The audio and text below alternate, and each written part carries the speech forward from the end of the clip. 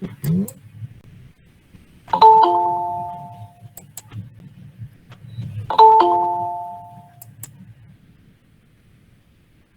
Saya tuh soalnya nggak ketemu admin all-nya ya. Kalau ketemu mungkin nggak harus begini ya. Nggak tahu, mungkin saya yang kurang ini. Baik adik-adik, kemarin itu kan kita belajar hukum termodinamika 1, di mana termodinamika 1 kemarin ada gini kan, akhirnya kita dapat yang delta U sama dengan dhi plus dw, gini kan.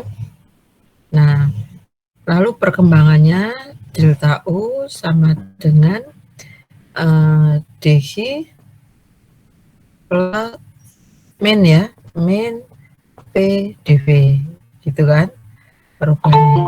Nah, perkembangannya lagi delta hi itu sama dengan delta U sama dengan integral CV dt ya, T1 sampai T2. Anggap CV-nya itu fungsi suhu. Lalu ada delta H itu sama dengan delta H entalpi yang sama dengan CP dt dari T1 T2 gitu ya. Nah, kita hukum termo 1 lalu sampai di sini, lalu ada proses tekanan tetap isobaris, temperatur tetap isotermal gitu ya. Ada proses seperti itu. Dan sudah ada tugas bagi adik-adik. Nah, saya lanjutkan, kita tambahi termokimia, lalu kita termo 2, termo 3 kinetika ya. Hari ini memang agak cepat menjelaskannya ya, karena kemarin itu sudah dia materinya, tetapi Ibu belum menjelaskannya gitu ya. Jadi termokimia itu mempelajari efek panas yang terjadi dalam perubahan baik secara kimia atau fisika. Reaksi kimia yang menyangkut pemecahan atau pembentukan ikatan kimia selalu berhubungan dengan pelepasan panas. Masih ingat toh di pelajaran kimia dasar, kalau ada rantai CH3 bereaksi dengan O2 gitu ya, membentuk CO2 dan H2O gitu. CH3-nya, C akan melepas rantai CH, itu akan putus.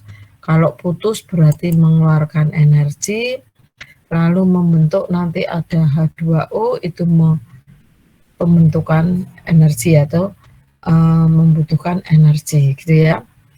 Nah, itu namanya energi ikat. Nah, selisih dari energi pelepasan dan energi pembentukan itulah energi yang dipakai untuk reaksi gitu ya kalau di kimia dasar. Sekarang di termokimia ini ada dua jenis reaksi, yaitu reaksi eksotermis, reaksi yang melepaskan panas. Delta H-nya akan bernilai negatif.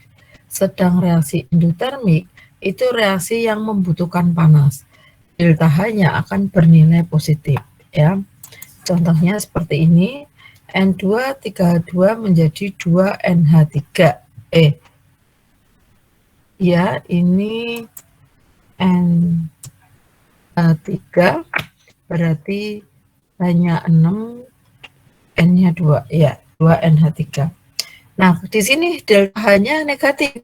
Artinya 1 mol N2 bereaksi dengan 3 mol H2 membentuk 2 mol NH3, gas-gas kebetulan, itu mengeluarkan panas 100 kilojoule ya, mengeluarkan panas 100 kilojoule gitu ya membacanya. Berarti reaksi ini apa? Reaksi ini eksotermik ya.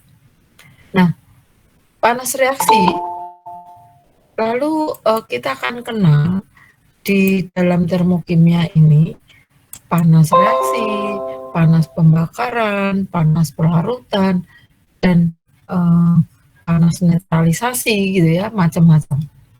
Nah, ini panas reaksi, ya, itu panas reaksi pada kondisi suhu tertentu. Jadi panas reaksi itu dibedakan dua, panas reaksi pada suhu tertentu dan panas standar pada 298 atau 25 derajat Celcius.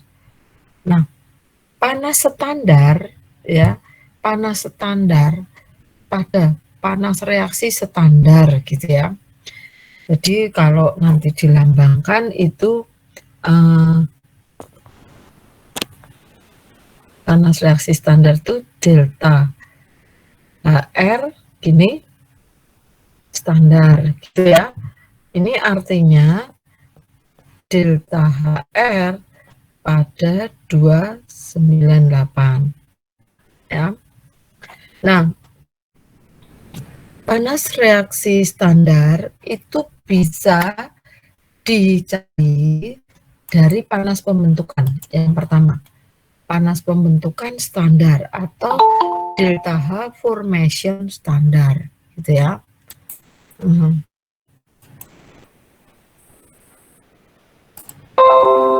Ini ya, pada keadaan standar.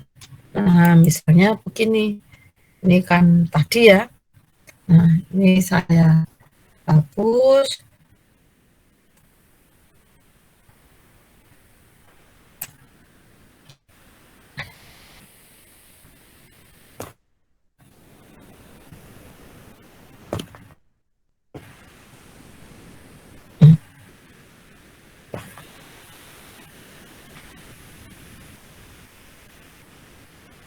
Mana ya?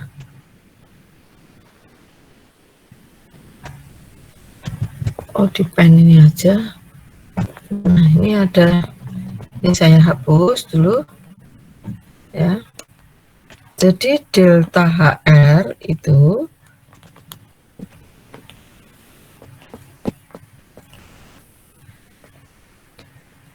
ya, ini kesimpulannya aja.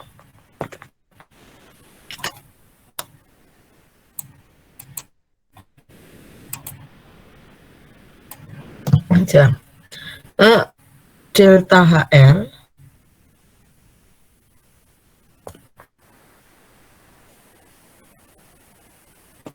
jadi delta HR pada suhu T gitu ya, itu bisa dicari dari delta H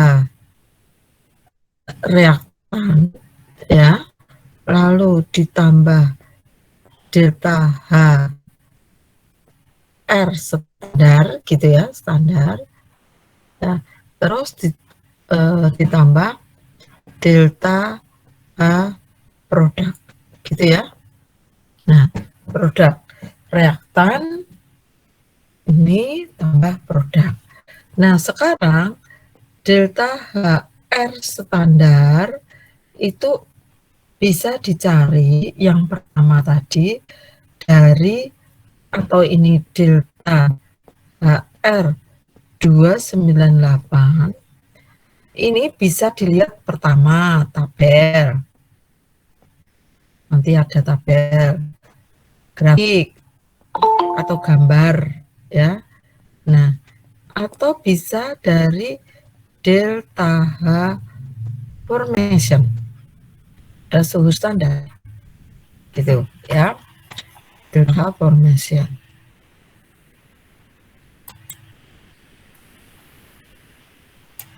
Nah, delta H formation berarti delta H standar 298 ya R itu adalah sigma gini delta H formation product ya dikurangi delta H formation reaktan. Nah, ini ya, nanti akan sama dengan situ ya. Jadi ini diambil dari ini. Nah, delta H formation ini bisa dilihat dalam tabel karena ini harus dari percobaan ya, tidak bisa dicontohnya gini. panas molar standar delta formation dari air dapat ditulis gini. Air itu kan dibentuk dari H2 setengah O2 jadi H2O. Ini bukan H3O ya. Ini salah ini. Nah, ini ya. Nah, delta H formation-nya itu sudah ada data karena ini dari percobaan. Delta H-nya segitu. Ya. Dapat. Sekarang hukum Lavoisier-Laplace apabila arah reaksi dibalik. Ya. H2O terurai. Jadi H2 ini H2O ya, terurai kok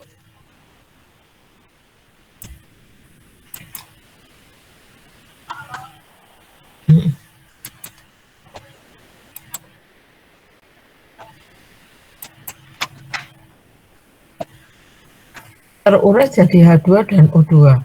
Maka tanda ini yang tadinya exo bisa menjadi endo, gitu ya. Jadi kalau tadi membentuk H2O itu exo, lalu kata hukum Lavoisier-Laplace itu mengatakan bila yang tadinya terbentuk menjadi terurai, maka panasnya ini juga berlawanan. Harganya sama, cuman berlawanan. Yang tadinya mengeluarkan panas, ini menjadi membutuhkan panas. Tapi harganya sama. Nah, ini ada beberapa tabel dari harga ini panas formation. Ya, inisialnya ini panas formation. Ya, ini delta H reaksinya, reaksi pembentukan metana, delta HR-nya pada 298 sekian, delta H formation sekian, gitu ya.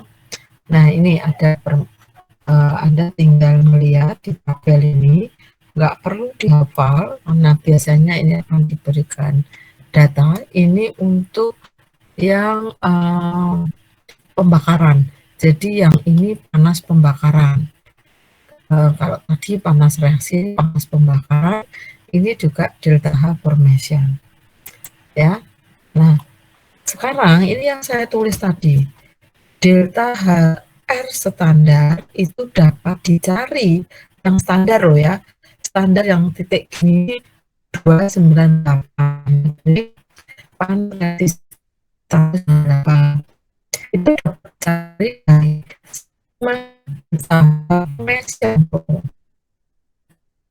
bentukan dikurangi menggunakan retan ya, ini ada rumusnya. Lalu didukung hukumnya kemarin dengan panas. Kalau kerja itu tergantung kalau panas itu tergantung awal.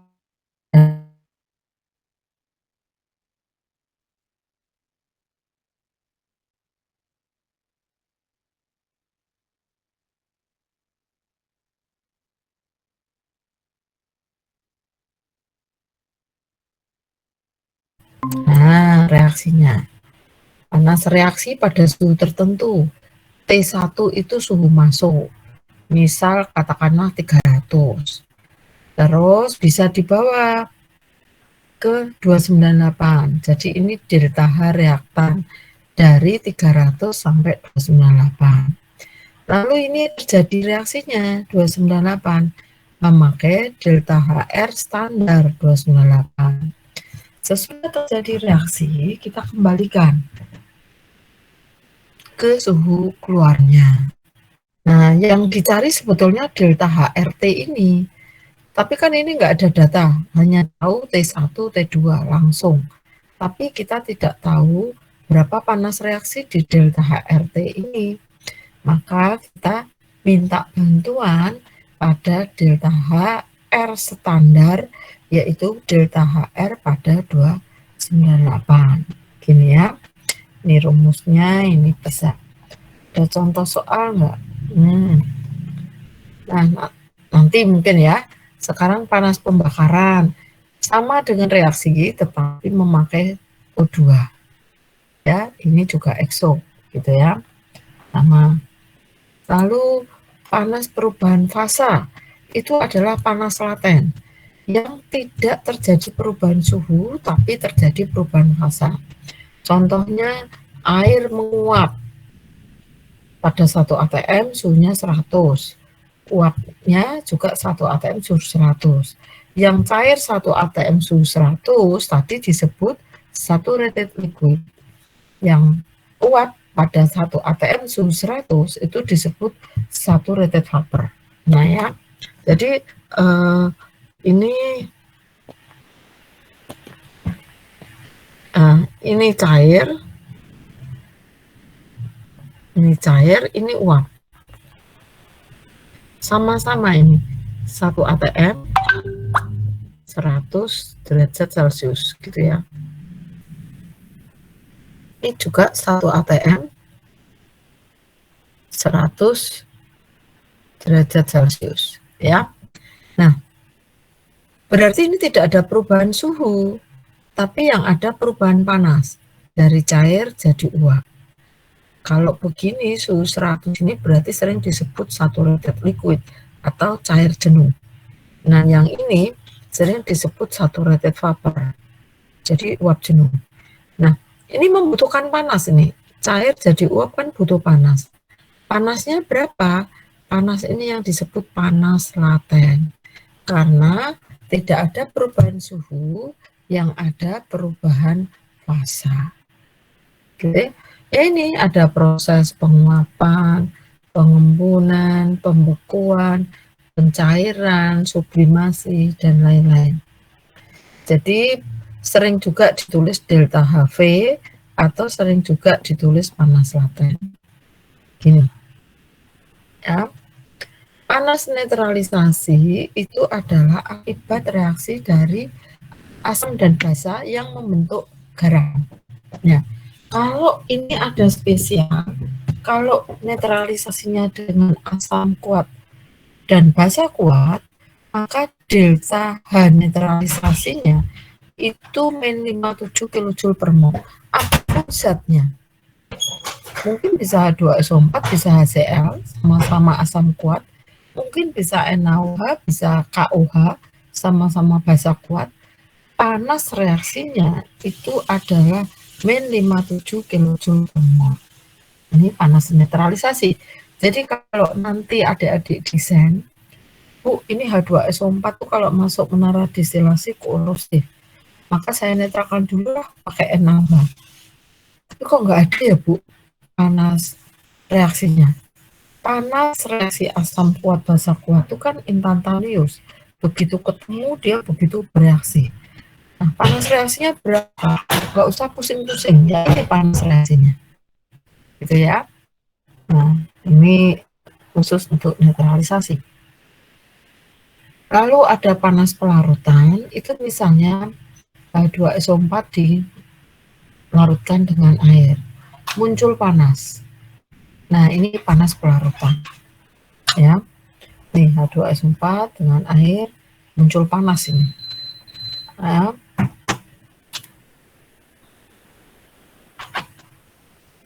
Nah, kalau karena ini besar, terus nanti penambahan lagi ya tidak begitu besar. Ya, ini panas pelarutan. Panas pengenceran yang dari normalitas tinggi menjadi normalitas rendah. Misalnya larutan HCl 4N. Oh, saya nggak butuh 4N, Bu. Saya butuh yang HCl 1N. Tinggal ada perhitungan menambahkan airnya. Di praktikum ada kan panas pengenceran. Nah, ini muncul panas juga. Nah, ini adalah panas yang dari energi ikat tadi. Jadi ikatan HH itu akan panasnya sekian, HC sekian gitu ya. Nah, kalau pembentukan ya tinggal yang tadinya plus jadi positif gitu ya. Nah, contohnya ada nggak ini? Contohnya ini ada. C2H2 gas, 2H2, C2H. Ini berapa delta H-nya? Nah, delta HR ikatan yang dipecah dan ikatan yang dibentuk. Ikatan dipecah 2 mol ikatan CH, gitu kan? Ini dihitung. Ini lihat tabel tadi kan? 1 mol ikatan CC, ya. Ini dihitung. Terus ikatan yang dipecah totalnya ini, ya. Ini ikatan yang dibentuk ini masih kurang. Seharusnya HH. Ikatan HH ada ya. Ini kurang berarti.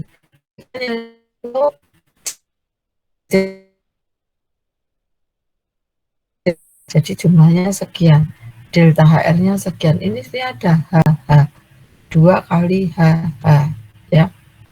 Nah, ini dihitung ya, energi ikatnya selisih itu. Nah, ini ada juga harga CP, CP yang fungsi suhu, A, beta, gamma, fungsi suhu, ya. Nih, ini juga ada beberapa harga CP. Nah, yang ini CP min, artinya CP rata-rata. Antara suhu 30 sampai 100 bisa pakai CP min. Tinggal suhu terakhirnya aja yang diambil, ya. Nah, ini CP min juga, ya, untuk gas. Ini ada beberapa fungsi. Ini adalah CP fungsi suhu, satuannya dalam Kelvin atau derajat, ya. BTU per mol derajat Fahrenheit atau kalori gram mol derajat Celcius, ya, atau kalau Celcius itu bisa diganti Kelvin. Ini ya, ini ada ring pembatasan pemakaian. Nah, ada yang bentuknya kayak gini. Ini suhu, ini tekanan, ini harga TP-nya. Suhu berapa, tekanan berapa, kita garis. Nah, nanti Anda lihat daftar sini, zat kita nomor berapa, cari di sini. Oh, zatnya nomor ini ya, sudah harga di sini berapa. Ya, ini ada yang begitu. Nah, coba saya carikan contoh soal panas reaksi, hukum termodinamika 1 sudah dipadu dengan termokimia, ya. Ini saya stop dulu, coba saya cari.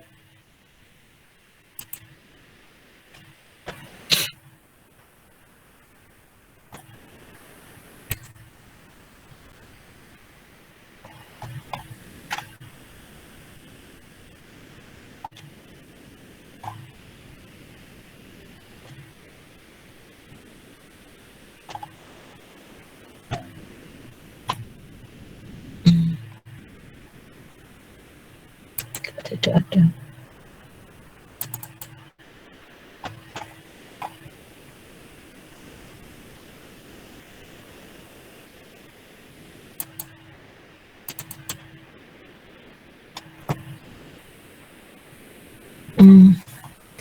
Ini yang kemarin contoh ya, termokimia.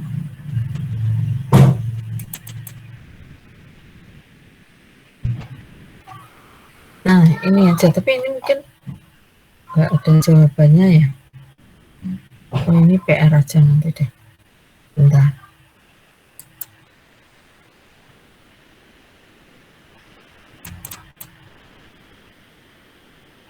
Nah, misal seperti ini, Dek. Ini coba saya share.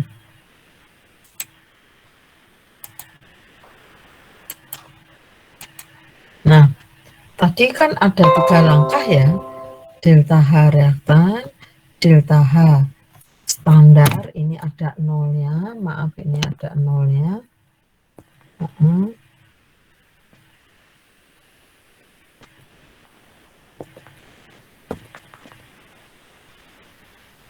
Ya, 298 delta H produk, ya, 298 sama T. Misal, hitung panas reaksi pembakaran, ini contoh, pada suhu 500. Hasil pembakarannya CO2 dan H2 gas. Reaksinya seperti ini ya, pembakaran. Ini suhunya 500. Panas reaksinya berapa? 500 derajat Fahrenheit, 533 Kelvin ya. Nah, kita bisa pakai hukum Hess tadi. Yang dicari kan delta HR 533. Maka kita cari dulu 533 turun ke 298, terjadi panas reaksi standar, 298 langsung naik 533. Nah, di sini ada CH4 1 mol dan oksigen 2 mol, gitu kan? Nah, maka delta H ini, delta H R298, ini delta N CPDT dari 533 ke 298, yang ini produk dari 298 ke 533 ya, 28 ke 533, tadinya plus semua. Nah, terus ini bisa kita balik, kan ini 298 533, ini 533 298, ini saya balik jeret reaktan sehingga bertanda negatif di sini karena 298 ke 533 biar sama integralnya. Nah, jadi CP rata-ratanya kalau dipakai CP min langsung CP min begini, ini delta T, tapi kalau dipakai CP fungsi suhu harus diintegralkan. Jadi karena ini memakai yang CP min, CP rata-rata, jadi tinggal dicari aja data CH4, CP minnya ini. Nah, lalu di delta H ini juga dari tabel sekian ya panas latennya. Nah, jadi ini disamakan dulu satuannya, lalu ini yang delta H533 ini adalah delta HR standar 298, ini satuan dari produknya ya, produknya membentuk berapa tadi reaksinya? 1, 2 ya, produknya 2. Jadi yang ini juga 1, 2. Cuman ini CO2 dan H2O. Harganya udah ada kan? CO2 dan H2O. Ya. Ini dikalikan di sini. Ini 1 mol kali CP minnya, terus 2 mol kali CP minnya, dikurangi 1 kali CP minnya, 2 kali CP minnya, kali delta T seperti ini. Ini kalau CP-nya sudah CP min. Ya, harganya sekitar ini ya. Nah, kalau CP-nya fungsi suhu A, beta, T, gamma, T, maka delta HR ini fungsinya ini. Nah, konstantanya dulu dijumlahkan. Ya. Jadi ini alfa, beta, gamma. Nah, ini yang dijumlahkan dulu. Ya. Delta alfa, delta beta, delta gamma. Delta alfa itu dari alfa produk dikurangi alfa reaktan, kalikan konstantanya. Ya, sama ini. Nah, ini harus diintegralkan. Delta alfa T, berarti T ini dikurangi 298. Delta A beta per 2 T kuadrat. Ya, terus ini kan delta gamma per 3 T pangkat 3.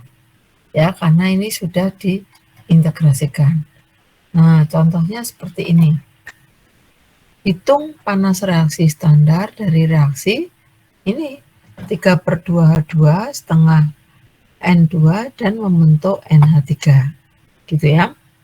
Merupakan fungsi suhu dengan batas 298 1500 Kelvin. Ini ada CP fungsi suhu ya. Ini fungsinya delta alfa. Delta alfanya berapa? Ini kan delta alfanya berarti 1 min 3/2 min setengah. 1 kali alfanya NH3 dikurangi 3/2 kali alfanya N2 ya, EH2, terus ini setengah kali alfanya N2. Ini delta alfanya. Delta beta juga gitu, delta gamma juga gitu. Lalu kita masukkan ke sini. Ini delta HR298 tadi sudah tahu ya. Nah, terus yang ini alfa kali T, beta per 2 dibagi kali T kuadrat, ini sudah diintegrasikan. Nah, lalu masukkan susunya, dapatlah harga ini dan ini dimasukkan.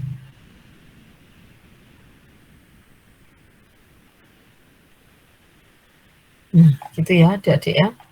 Nah, ini coba ini ada juga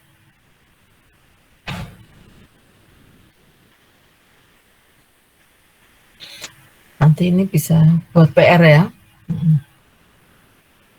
Udah, itu tentang jadi dari hukum termo 1 ditambah termokimia.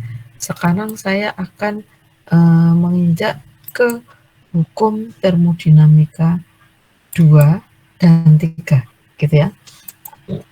Contoh soal sedikit-sedikit nanti akan saya share mungkin di luar ini yang contoh soal yang lain mungkin dalam bentuk tulisan tangan aja. Tadi malam saya berusaha untuk saya ketik tapi agak banyak juga ya, jadi belum selesai. Nanti akan saya share di WA group aja kalau mungkin susah ya. Ini saya akan ke hukum termo 2 dan termo 3 sudah 4 ya. Nah, hukum termo 2 itu adalah untuk ngecek. Kemarin hukum termodinamika 1 hanya mengetahui bahwa secara kuantitatif panas ini bisa berjalan dengan ekso ataupun endo gitu ya.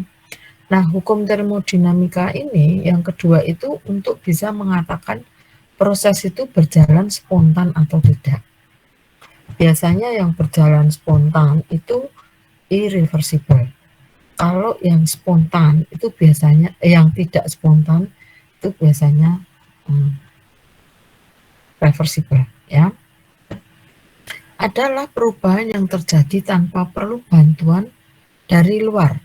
Perubahan spontan akan berlangsung sampai terjadi keadaan seimbang dan setelah keadaan ini tercapai perubahan akan berhenti. Ini yang namanya spontan. Contohnya es mencair. Bisa enggak tanpa apa-apa cair tadi berubah jadi es? Enggak, perlu dimasukkan ke refrigerator untuk diapakan? Ya, supaya air jadi padat, diapakan? Diambil panasnya. Timah putih jadi timah abu-abu. Ini biasanya orang-orang metalurgi. Jadi besi itu ketika dilelehkan tidak langsung besi. Besi itu membentuk struktur alfa besi, beta besi, gamma besi, tau besi, baru dia melebur gitu ya. Nah, ini seperti timah. Timah ketika dipanaskan itu tidak jadi lebur dulu, akan jadi timah abu-abu dulu, baru dia proses melebur. Pengkaratan besi, ini juga nggak bisa toh. Besi yang sudah berkarat lalu yang karat itu jadi balik besi lagi. Enggak, ini irreversible. Jadi spontan itu pasti irreversible gitu ya. Nah, ini kebalikan dari spontan adalah non spontan. Kebalikan spontan ini pasti perlu energi ya. Entah energinya diambil, entah ditambahkan energi, tapi perlu perubahan energi di sini. Dugaan awal reaksi yang spontan tuh yang seperti apa tuh? Dugaan awal reaksi yang eksotermik itu pasti spontan. Reaksi yang endotermik itu tidak spontan. Tapi ternyata dugaan ini tidak tepat. Maka kita perlu cari lagi mana yang reaksi spontan. Ternyata begini, reaksi spontan itu terjadi jika gini, ketika zat A ini kan sudah teratur, molekul-molekulnya teratur. Lalu zat B ini teratur. Jadi kalau Anda punya dua kelompok A ini solid, B solid. Ketika A dan B ini digabung, maka A yang solid tadi akan menjadi tidak teratur. Dia akan mengubah untuk menyesuaikan B. Begitu juga B ini akan perubahan tidak teratur untuk menyelesaikan A. Nah, nanti setelah bisa gabung AB menjadi suara kelompok AB gitu ya, maka ini ketidakteraturannya sudah maksimum. Ya. Nah, ketidakteraturannya itu, yang maksimum itu, secara termodinamika itu diberikan lambang entropi S. Jadi sebetulnya S ini adalah ukuran derajat ketidakteraturan ya di dalam suatu reaksi gitu ya. Jadi A dan B menjadi AB, ini delta S-nya adalah S campuran AB dikurangi SA plus SB. Jadi derajat ketidakteraturannya adalah selisih dari derajat ketidakaturan produk dikurangi derajat ketidakteraturan S. Sehingga delta S ini akan bernilai positif lebih dari 0 jika reaksi spontan itu terjadi. Jadi reaksi spontan bukan ekso, bukan endo, tapi adalah yang delta S-nya positif. Begitu juga kita, tubuh kita. Ya. Ini sudah share belum, Dek? Halo? Belum, Bu. Belum muncul. Aduh, kok nggak bilang, aku lupa ya kadang, Dek ya. Nah. Ya, tadi ini ya. Nah, baru sampai 2 lembar. Tadi ini contohnya. Ya. Terus ini seperti tubuh kita juga. Kalau tubuh kita kan ada mesin jantung, mesin ginjal, ya paru-paru, pankreas gitu ya. Nah ini saya pernah, dalam cerita saya pernah berobat. Saya tidak pada dokter. Dia malah dokter teknik kimia tapi Belanda ya. Nah dia berobat, saya berobat.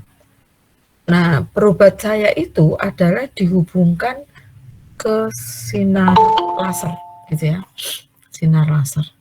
Nah saya bilang saya sakit gula. Udah berapa tahun? Dia bilang, oh saya udah lama karena memang saya keturunan gitu. Saya udah dari mulai SMA udah gula. Nah terus kalau gitu coba ya kita cek. Jadi pankreas saya itu ditempel suatu radioaktif gitu, tempelkan gitu, terus dihubungkan ke komputer. Di situ ternyata delta S saya tinggi sekali. Jadi kalau delta S tinggi, itu berarti kan ketidakteraturan tinggi. Berarti memang saya betul sakit, gitu kan? Nah, barulah kita diberi obatnya. Oh, sampai sekian, terus dikasih obatnya. Nah, dia jadi meriksanya itu tidak berdasar kedokteran, tapi dia berdasar ini, Dek, entropi. Jadi orang bisa mengatakan sehat itu kalau delta S-nya rendah. Orang mengatakan sakit itu delta S-nya tinggi. Dia ukur dulu, ya. Nah ini yang saya, ternyata bisa juga ya. Karena memang kita tubuh kita mesin. Nah mesin kita juga bisa begitu, mesin yang di luar. Apabila entropinya itu tinggi, mesin ini mesti efisiensinya jelek. Ya. Tapi mesin ini S-nya rendah, mesin ini efisiensinya bagus, gitu. Ya. Jadi 4 proses yang menyebabkan delta S lebih besar dari 0 itu yang reaksi spontan ya. Ini padatan jadi cairan atau larutan karena spontan tadi mesti irreversible. Cairan menjadi sejumlah gas ya, suatu saat bertambah gini. Nah, ini adalah contoh-contoh. Nah, hukum termodinamika 2 itu mengatakan berhubungan dengan entropi, setiap proses spontan dalam suatu sistem yang terisolasi akan meningkat entropinya. Ini hukum 2. Nah, kalau suatu proses reversibel, ya, ini maka delta S universal itu harus sama dengan 0. Delta S universal itu terdiri dari delta S sistem dan delta S lingkungan.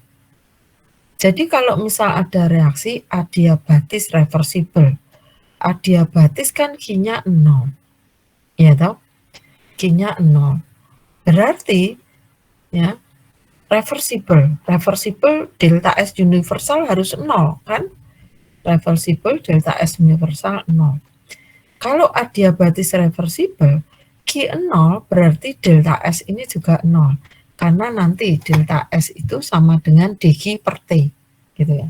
Jadi kalau Q-nya 0, delta S sistemnya 0. Karena syarat reversible itu delta S-nya harus 0 universal, maka dengan sendirinya delta S lingkungan juga akan 0. Ya. Jadi karena Q 0 ini akan berakibat di sini ya. Ini. Nah, karena ini harus 0 gini, maka akibatnya ke sini. Ya, gitu. Nah, jadi secara termodinamika delta S itu dG reversible per dt. Ini adalah hukum termodinamika 3. Yang ini itu saya lupa. Ini nanti tapi di bawah ada saya kasih keterangan bahwa inilah hukum termo 3.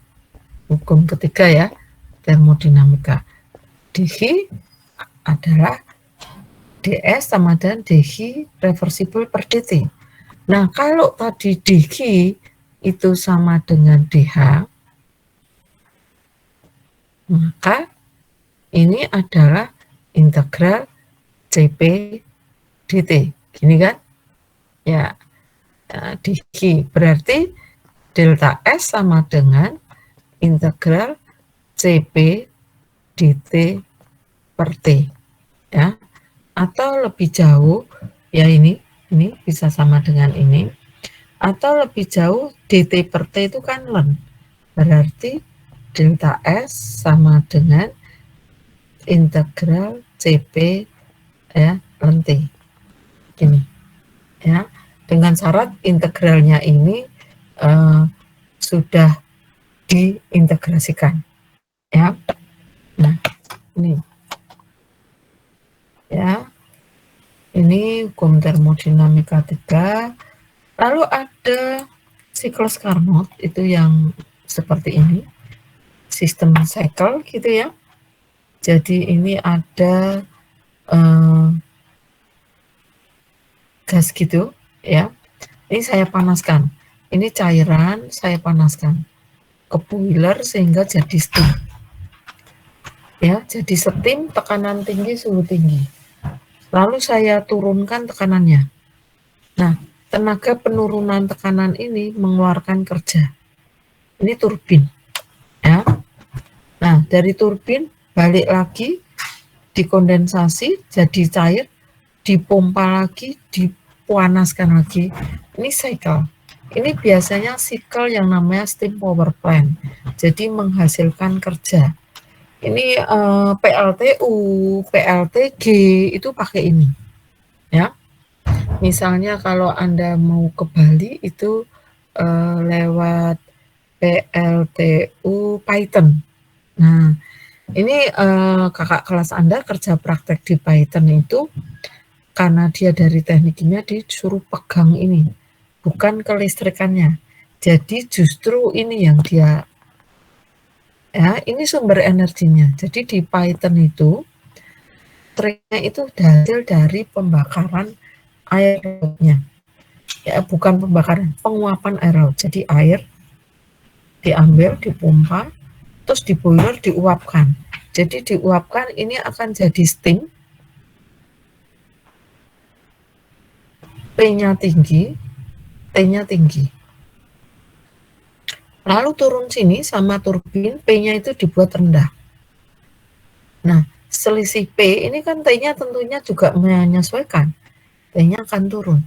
Nah, tenaga ini tenaga turunnya tekanan ini menghasilkan W, kerja. W ini dari turbin dipakai untuk menggerakkan generator sehingga muncul listrik. Ya, ini kalau nggak jauh-jauh di pasar ini, pasar Gamping itu juga dilakukan ya, tapi dia bioetanol bukan air ya. Kalau perusahaan-perusahaan sekarang banyak yang menggunakan steam power plant ya. Ini adik-adik nanti kalau ambil termo kita akan belajar matang di steam power plant. Kalau ini hanya gambaran aja ya. Ini proses apa? Proses reversible ya. Tidak secara spontan tapi melalui proses ini ya. Ada penguapan, penurunan tekanan, penguapan ini mesti dengan delta P yang sama gitu. Delta P 0 karena ini dipompa tekanannya justru tinggi di sini. Ya. Nah, itu.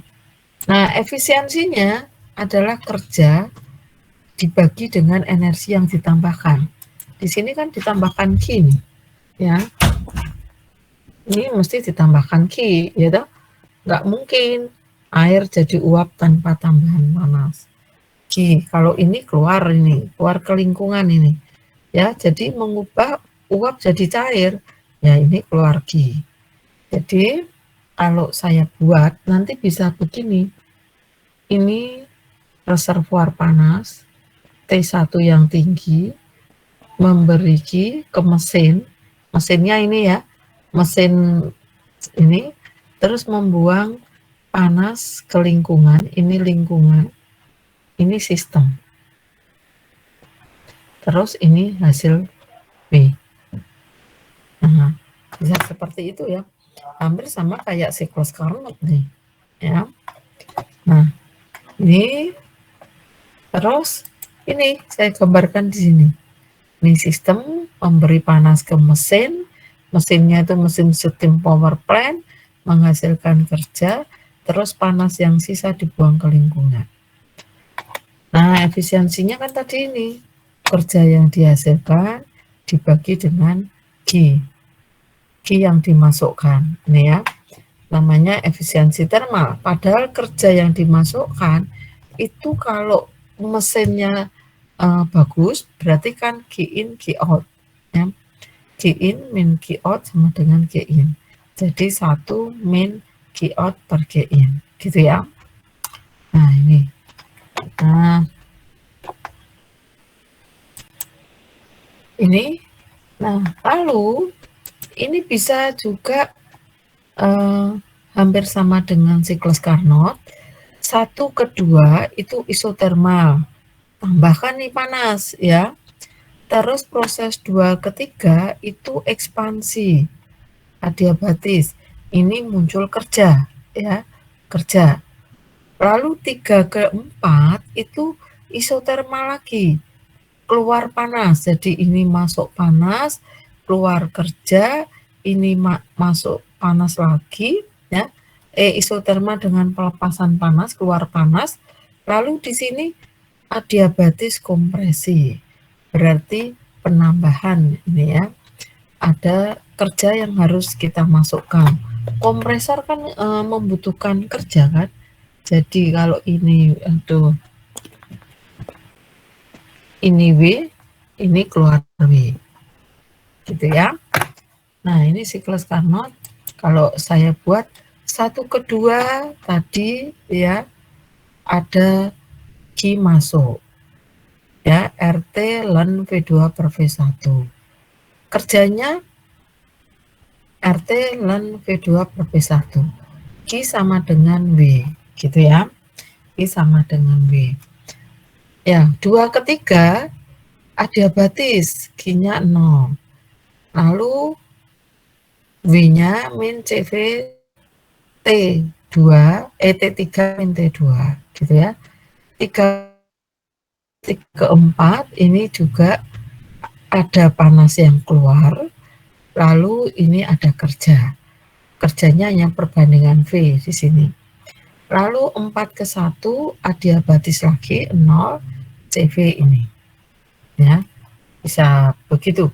Jadi Wineto itu RT ln V2 per V1, RT ln V4 per V3. Nah, efisiensinya bisa kita tulis Wineto min QH gini, sehingga sama dengan ini. Lebih lanjut itu, oh, nggak saya tulis ya. Lebih lanjut ini. Jadi ini sebelum aksioma ini, sehingga efisiensi adalah T lingkungan dikurangi T sistem dibagi T lingkungan. Ya. Atau kalau saya tadi T1 min T2 dibagi T1. Gitu ya. T2 min T1 dibagi T2. Gitu ya, bisa begitu. Nah, ini kalau dari proses 2 dan 3 ini dapat ini. Ya. Ini nah, ini contoh soal. Suatu mesin pendingin bekerja min 15 derajat dan 20 derajat Celcius menurut lingkar Carnot. Memerlukan tenaga 25 HP. Ya, mesin pendingin ini memerlukan 25 HP. Ya. 1 HP sekian, diketahui CP air, CPS, dan panas peleburan. Gitu ya. Berapakah kilogram jumlah es yang dapat diproduksi pada mesin pendingin ini? Nah, ini kalau kita buat seperti ini sebetulnya, ya. Ini ada refrigerator daripada ini ya, saya ini refrigerator, mungkin gitu.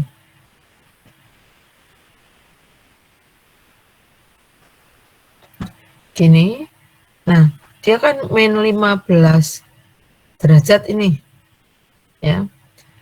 Es yang diproduksi oleh mesin pendingin pada min 10 dari air 15 derajat. Ini salah ya. Air masuk gitu. Nih 15. Terus ini jadi min 10. Nah, ini kan pakai pendingin ya. Jadi ini akan masuk pendingin gitu. Pendingin masuk, ini pendingin keluar gitu. Pendingin es yang dapat diproduksi. Oh, ini malah min 10 keluarnya 15 ini. Pendinginnya itu min 10 keluarnya 15, bukan di sini. Kalau ini es itu kan 0 ya, suhunya 0. 0, ini juga 0. Berubah jadi es ya. Gitu. Padahal tadinya jadi pada suhu 20. Jadi kalau ini proses es itu kan 20 turun dulu ya. 20, ini 20 turun ke 0. 0 ini cair, terus ini 0 padat gitu ya. Baru dia turun lagi sampai min 15. Nah, prosesnya kan ada di 1, 2, 3. Nah, yang sini kan panas laten nih. Yang sini sensible. Yang sini sensible. Ya. Jadi ini ada CP air 20 ke 0. Ada ini panas peleburan es. Terus ada ini dari 0 itu ke min 15. CP-nya harus CPS gitu ya. Ini CPS. Nah, delta S-nya akan seperti itu. Lalu pendinginannya di sini. Pendingin itu masuk min 10, keluarnya 15. Zatnya kita tidak diketahui ya di sini. Zatnya. Paham nggak adik-adik? Jadi pas di sini itu pakai mesin ini. Perubahan es. Ini 0 cair jadi 0 padat. Ya. Ini ada panas laten.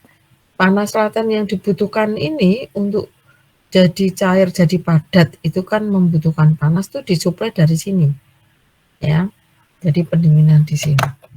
Nah, sekarang kita cari efisiensi dari kerja ini. Kerjanya tadi kan dibutuhkan 25 HP ya dari pendingin tadi. Ya, 25 HP. Efisiensi mesin itu kan kalau mengikuti Carnot kan tadi T1, T2, T1 gitu kan. T lingkungan, T sistem, T lingkungan. Nah, berarti 25 HP saya konversi dulu kilokalori per ini. Nah, ini bisa saya cari. Suhunya yang pertama adalah T sistemnya 20. 20 berarti 303 ya. 20 kan? 20 ini derajatnya tadi suhunya 20 apa? Derajat Celcius. Oh ya, Celcius.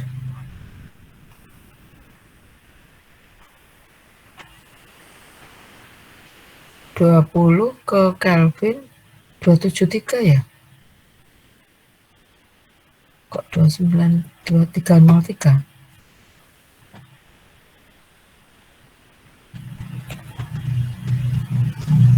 Ya.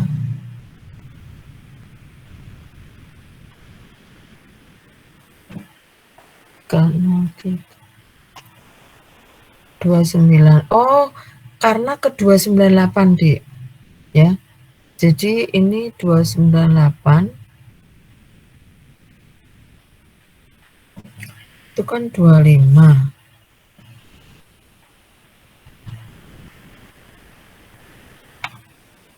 Ini benar.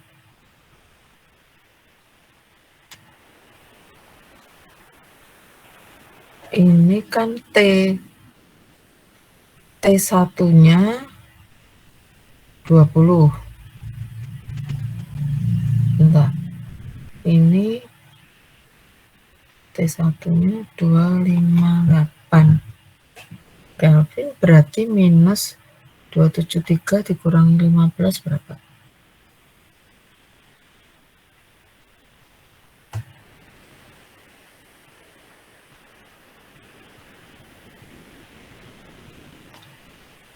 Nah,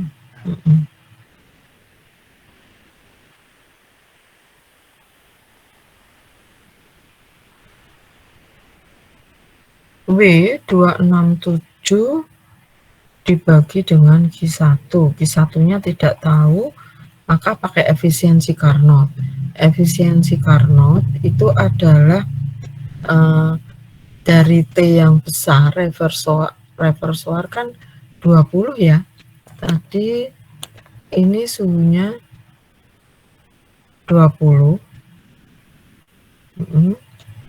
Terus memberikan panas. Ini mesin refrigerasi ya. Terus jadi ini lingkungannya kan 30. Lingkungan 30 ya. Jadi 273 ditambah 30, lingkungan kan 30 ya. Ini lingkungannya 30, jadi 303 ya. Lalu sistemnya di sini itu 20. 293 min 15. 273 min 15.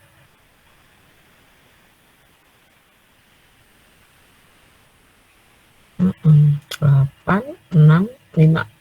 Oke. Jadi ini sistem refrigerasi, jadi lingkungannya itu kan malah 30. Panas dibuang ke lingkungan ini loh, Dek. Tadi kan saya bilang ini ke lingkungan ya. Jadi ini min 15. Suatu mesin pendingin bekerja antara min 15 dan 20 gitu ya. Jadi dia mesinnya itu malah masuk min 15. Ini min 15 di sini.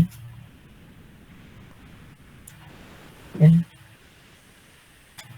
dapat diproduksi mesin pendingin pada ini. Ada 15. Jadi ini ada kata-kata min 15 ini dan 20. Tapi lingkungan itu kan 30 ya. Jadi ini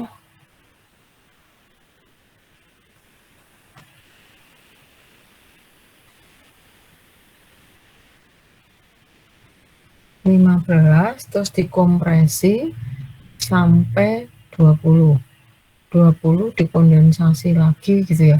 Sebetulnya ini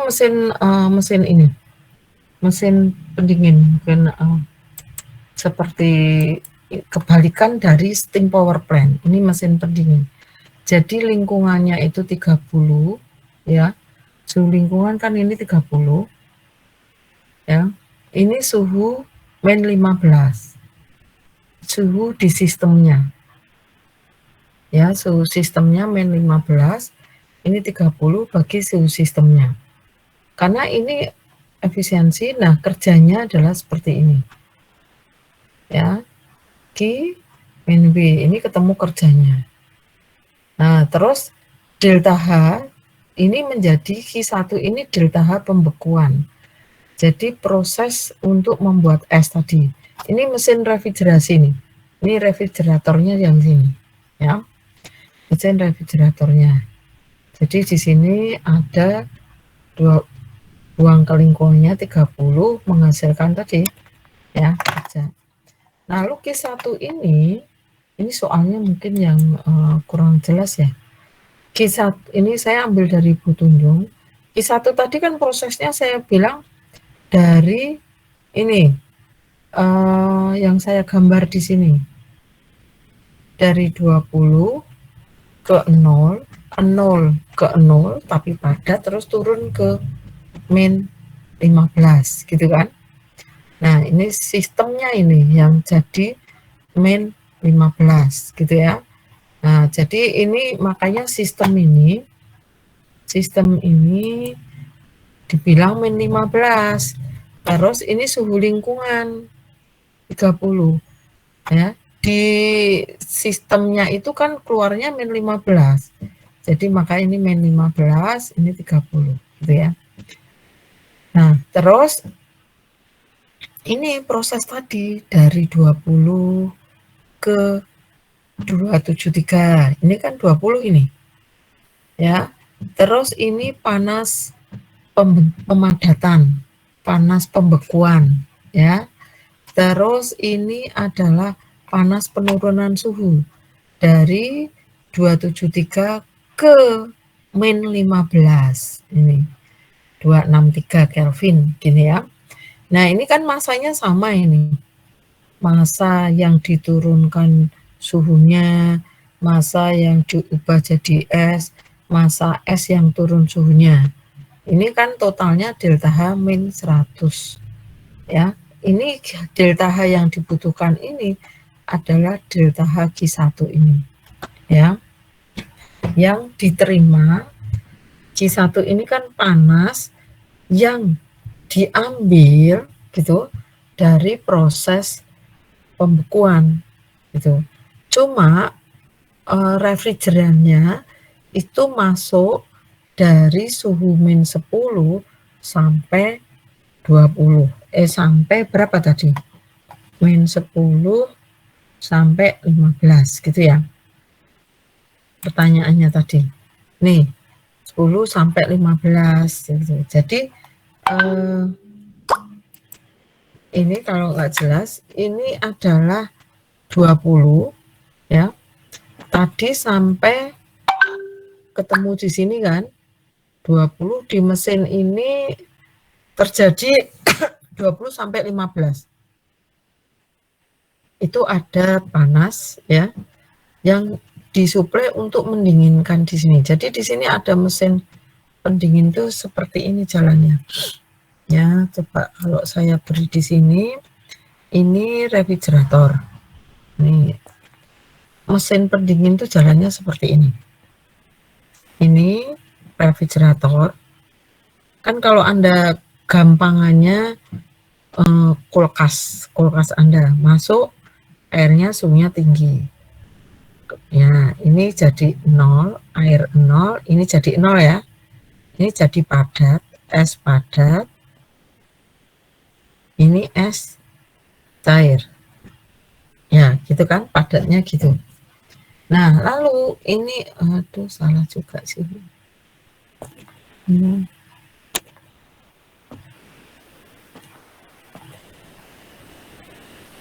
Ya, ini pemanasnya aja deh.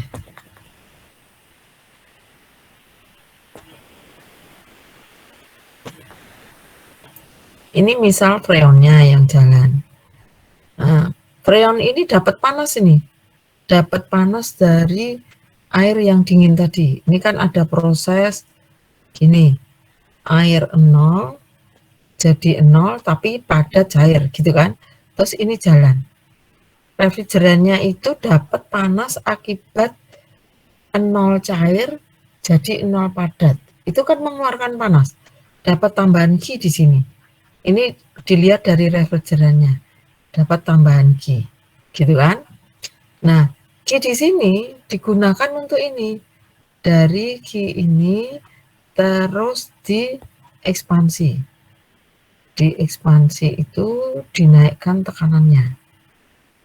Nah, mesti T-nya naik, P-nya naik. Habis itu dikondensasi nih. Ini dengan lingkungan. Ya. Ini di P naik, ini dikondensasi dengan suhu tinggi ya. Jadi ini yang tadinya gas itu jadi cair. Jadi uap tekanan tinggi ini jadi cair jenuh. Ini jadi uap jenuh deh, uap jenuh. Ini uap tekanan tinggi jadi uap jenuh turun ya. Terus baru dari ini diekspansi sehingga dia jadi cair. Terus masuk sini lagi dapat panas gitu ya prosesnya. Nah, tetapi yang kerja ini 5HP itu ini sistemnya tadi yang dari 20 ya turun. Ini di sini nih 20 turun ya, ini diturunkan terus sampai tadi ya prosesnya yang Q1-nya ini. Q1-nya ini suhunya yang airnya yang di botol, kalau Anda kulkas itu masuk dari suhu 20 terus jadi es batu 0 ya. Terus turun dari esnya itu menjadi suhu -15. Ini Q-nya. Q1 itu kan Q yang dikeluarkan oleh pembentukan padatan. Jadi ini diberi Q1 gitu. Ya. Q1 ini. Di Q1 ini mesin itu. Ya. Oke, ini contoh 1, ini contoh konsep entropi proses lingkar ya. Itu nanti ini dq reversible per dt. Ini yang tadi masih mengulang, ketulis lagi. Nah, ini ada pada tekanan tetap itu adalah delta S T1 TCP dq per dt ya. Terus ada P1 per P2 ya. Ini dV per dt. Jadi ini ubah aja dV per dt pada P ya. Nah, ini bisa delta S pencampuran gas ideal. Kalau dua gas dicampur itu bisa pakai rumus ini ya. Nah, nanti ada contoh soal di sini. Suatu mesin bekerja menurut lingkar Carnot. Menyerap panas dari sumber 800 sebesar Q sekian. Lalu reservoir ini membuang panas lingkungannya 70 derajat Fahrenheit. Hitung kerja yang dilakukan panas yang dibuang ke reservoir dingin. Jadi ini seperti sistem Carnot yang saya kini ini adalah 800 lalu keluar Q1 500, ini mesinnya keluar W, ya. Ini ditanyakan, ini lingkungannya 70, ini Q2, gitu kan. Ini jadi Q1-nya tahu, ya ini Q1, T lingkungan 70, W dan Q2. Ya, T1-nya di Kelvin dulu, disamakan. Ini dikonversi T2-nya Kelvin, Q-nya dikonversi 21, maka ini bisa menjadi efisiensinya adalah suhu ini 0,58.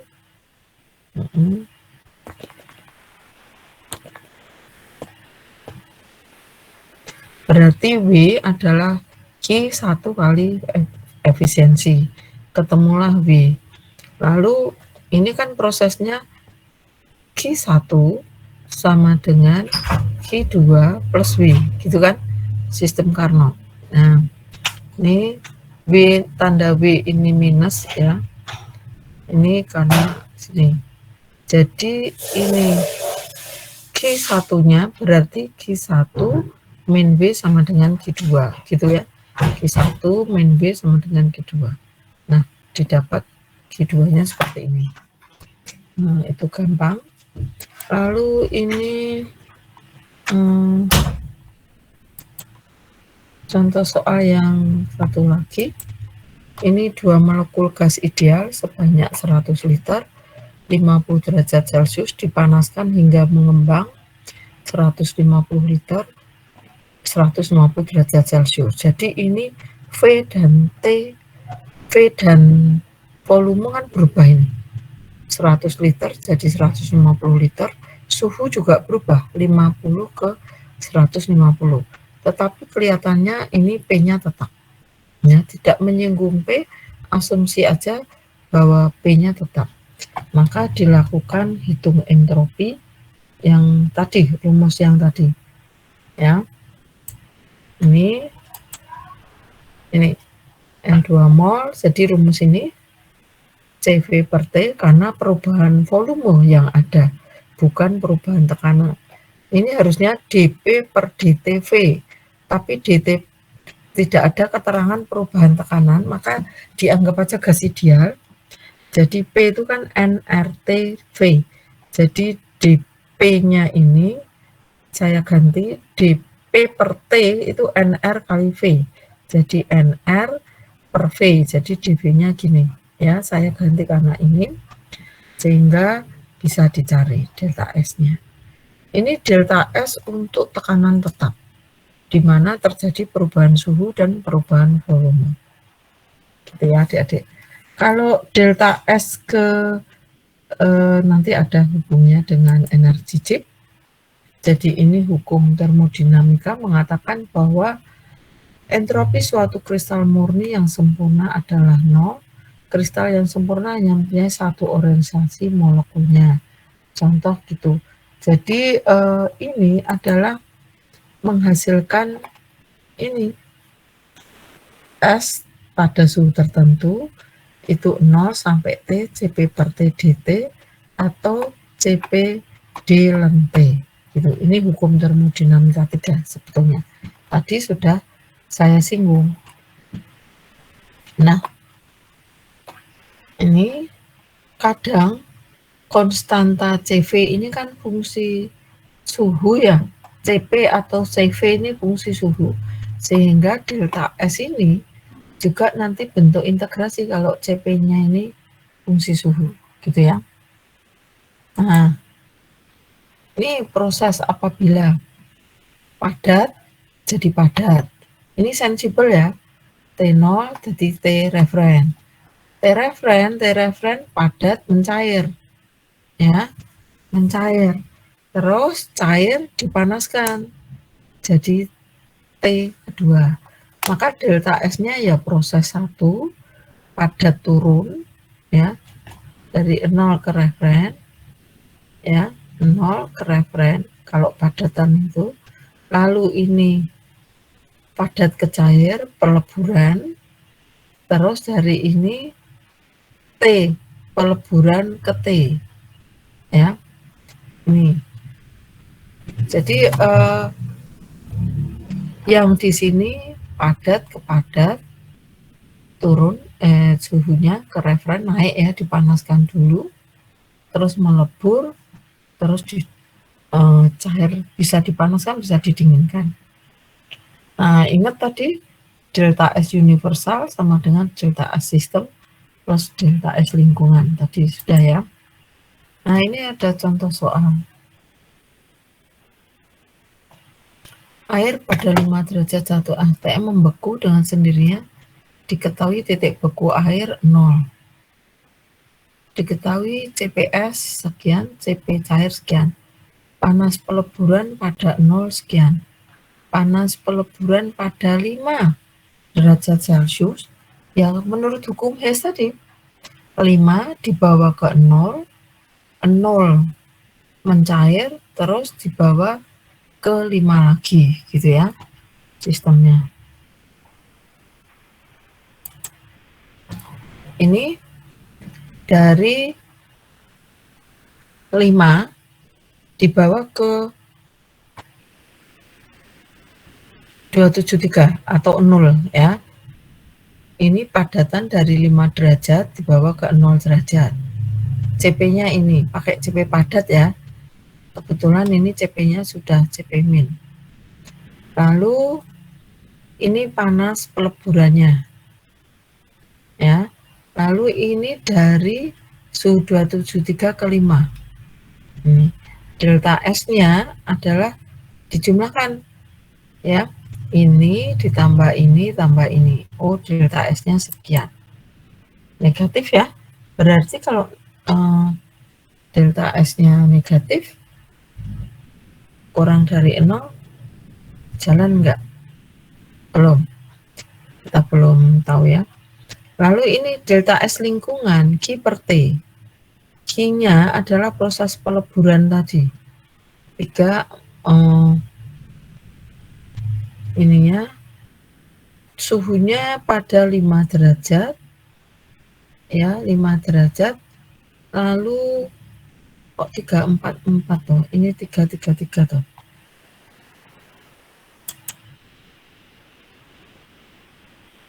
Tadi datanya panas peleburan pada 5 344. Ini panas peleburan pada 0 ya, 344, betul. Panas peleburan dibagi T sekian. Jadi kalau delta S lingkungan sekian, delta S sistem sekian. Nah, delta S total itu adalah jumlah dari keduanya. Nah, ini ternyata delta S universal negatif. Jadi proses ini bisa jalan nggak? Nggak bisa. Proses ini tidak bisa berlangsung. Ya. Dengan delta S-nya terbentuk min 0. Jadi pembekuan air, panas peleburan es pada suhu 5 derajat itu tidak bisa berlangsung. Karena delta S-nya adalah sekian. Jadi mungkin ya peleburannya kurang tinggi. Biasanya es itu meleburkan kalau kita kasih air keran, air lingkungan 30 itu baru mau melebur ya. Tapi kalau di suhu 5 derajat itu belum mau melebur. Ya. Jadi ini prosesnya nggak bisa jalan. Ya. Itu hukum termo 2 dan 3. Nanti akan ada beberapa. Lalu saya stop sharing. Ini saya cari dulu materinya.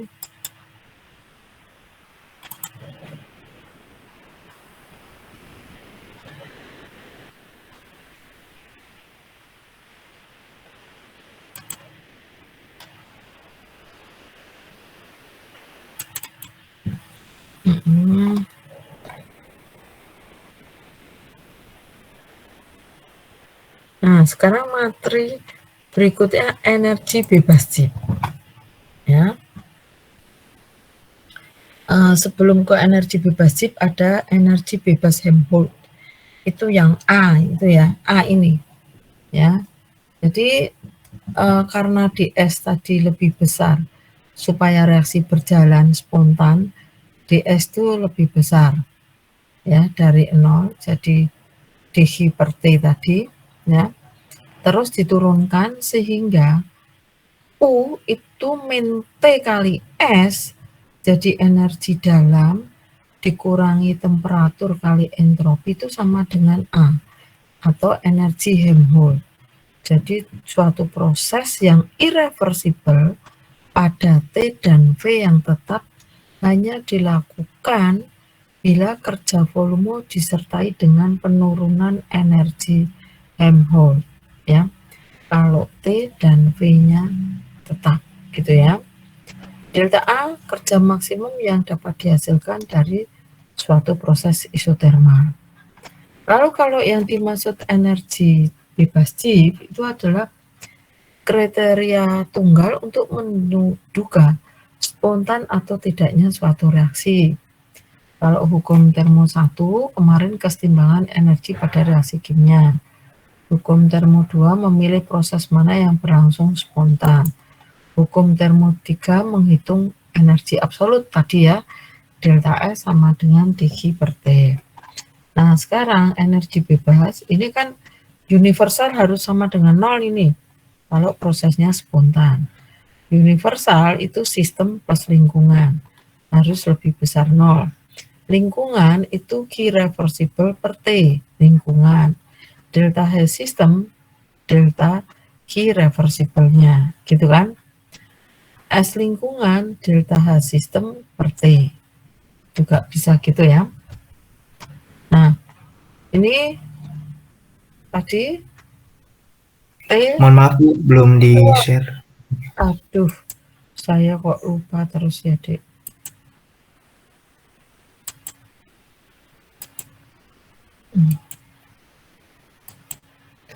Kok nggak dari tadi sih, Dek? Ini tadi yang Helmholtz yang mungkin sudah dibaca kok. Oh, ini sudah di-share ya. Ini Helmholtz, energi dalam U dikurangi T kali S sama dengan Helmholtz energi ya. Lalu energi chip ini munculnya di sini. Chip free energy. Ya, ini sudah dari tadi saya simpulkan lagi. Lalu besaran energi chip itu sama dengan entalpi min T kali S. Tadi kalau U min T kali S itu sama dengan A. Jadi ya, Helmholtz energi. Jadi kalau tadi U energi dalam min T kali S itu sama dengan A. Kalau H min T kali S itu sama dengan chip free energy gitu. Ya. Delta G, delta H, T kali delta S. Delta G itu harus lebih kecil 0. Jadi apabila suatu proses berlangsung pada suhu dan tekanan tetap, delta G bernilai negatif, maka proses akan spontan. Jadi ini berbalikan tadi. Kalau delta S-nya lebih besar 0, ini reaksi spontan. Sekarang ada tambahan, kalau delta G lebih kecil dari 0, prosesnya spontan. Gitu. Kalau delta G itu sama dengan 0, prosesnya kesetimbangan. Nah, kalau delta G itu lebih besar 0, maka proses itu tidak jalan, jalannya sebalikannya. Jadi gini, A ini gini aja ya, 1, ini B. Kalau delta G ini lebih besar dari 0, proses A menjadi B itu tidak bisa, tapi berbalik, B menjadi A. Tapi kalau delta G lebih kecil 0, A menjadi B. Tapi kalau delta G sama dengan 0, proses A menjadi B akan sama dengan proses B menjadi A. Lajunya, laju reaksinya. Tapi kalau delta G lebih besar 0, proses A menjadi B tidak jalan, tapi B menjadi A yang jalan. Gitu ya. Nah, ini besaran. Jadi kalau delta H-nya itu positif, ini positif, delta S-nya ini positif, ini kan mesti negatif ini. Delta G-nya bisa positif, bisa negatif, tergantung ini besarnya delta H, gitu kan. Nah, kalau delta H-nya positif, delta S negatif, pasti delta G positif, ya kan? Ya, ini seperti ini reaksinya. Kalau delta H-nya negatif, delta S-nya positif, pasti ini negatif delta G-nya. Ya. Kalau delta H-nya negatif, terus ini juga negatif, tergantung, bisa positif, bisa negatif, tergantung delta S-nya. Nah, ini ancer-ancer aja. Nah, ini contoh. Ada suatu proses fotosintesis. Ya, pada dasarnya penggabungan CO2 dan air membentuk glukosa dan oksigen. CO2, air membentuk glukosa dan oksigen. Proses sintesis. Nah, bisa nggak fotosintesis ini terjadi? Tumbuhan hijau ini. CO2 loh. Jadi kan CO2 itu kalau, makanya kita kadang seger di bawah ini kan karena dihasilkan oksigen ini. Jadi CO2 yang racun-racun di udara itu ditangkap oleh tumbuhan, digunakan untuk fotosintesis, terus dihasilkan oksigen. Sehingga kadang kita ngantuk gitu. Tapi proses ini benar nggak bisa berjalan nggak? Dihitung H delta H, delta S, delta G, delta S lingkungan. Ini datanya. Ini S-nya ya. Ada suhu 298 semua ini. 298 semua. Delta H saya tinggal cari formation ini kan. Pembentukan O sama ini. O-nya 6.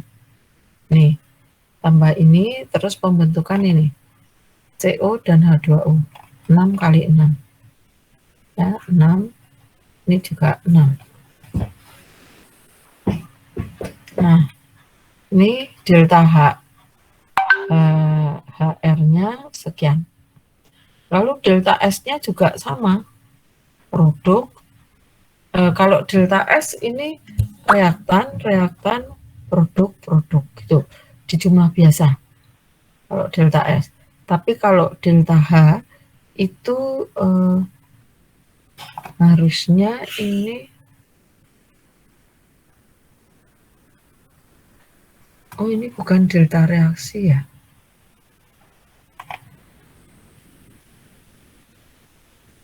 Ini delta H formation.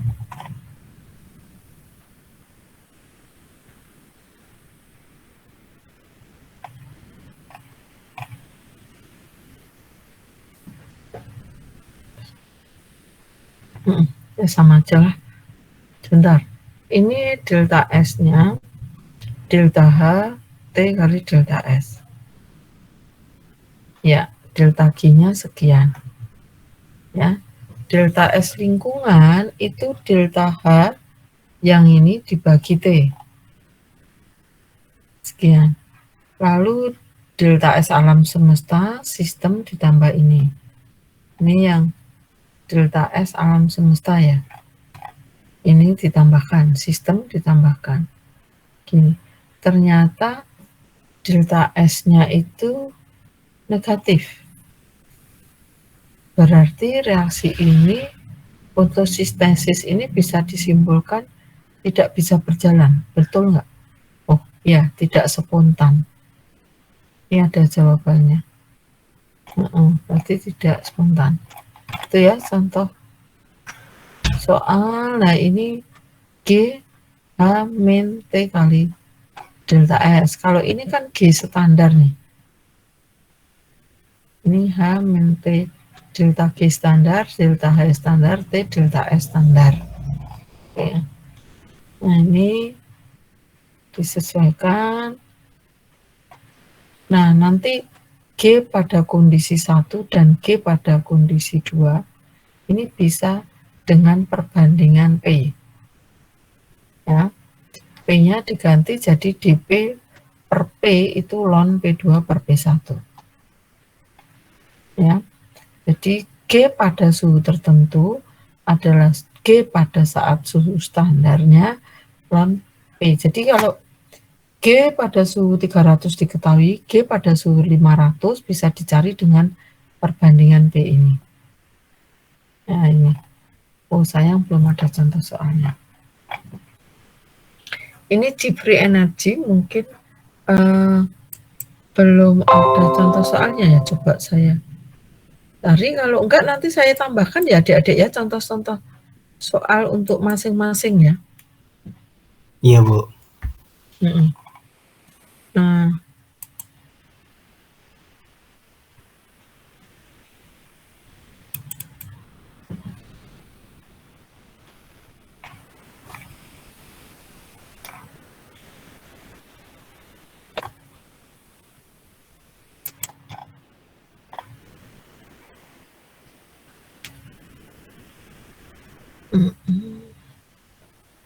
biasanya sudah saya buat contoh soal energi chip gitu.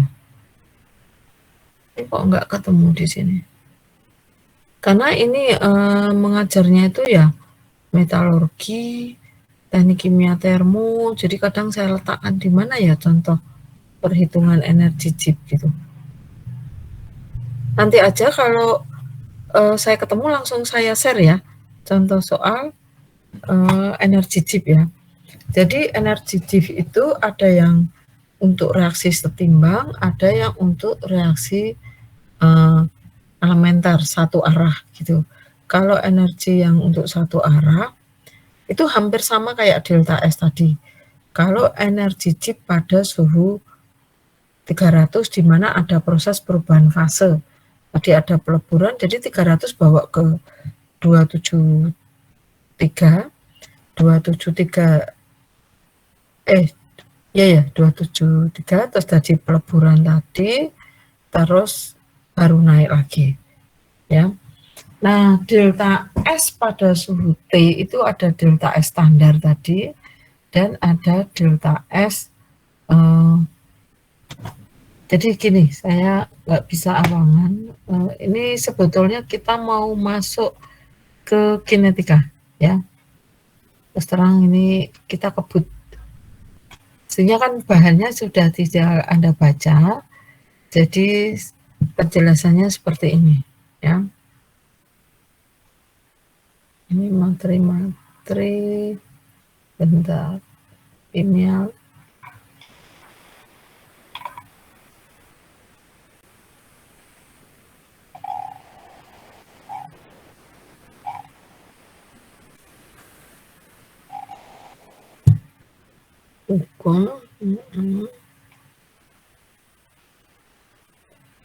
Materi 6.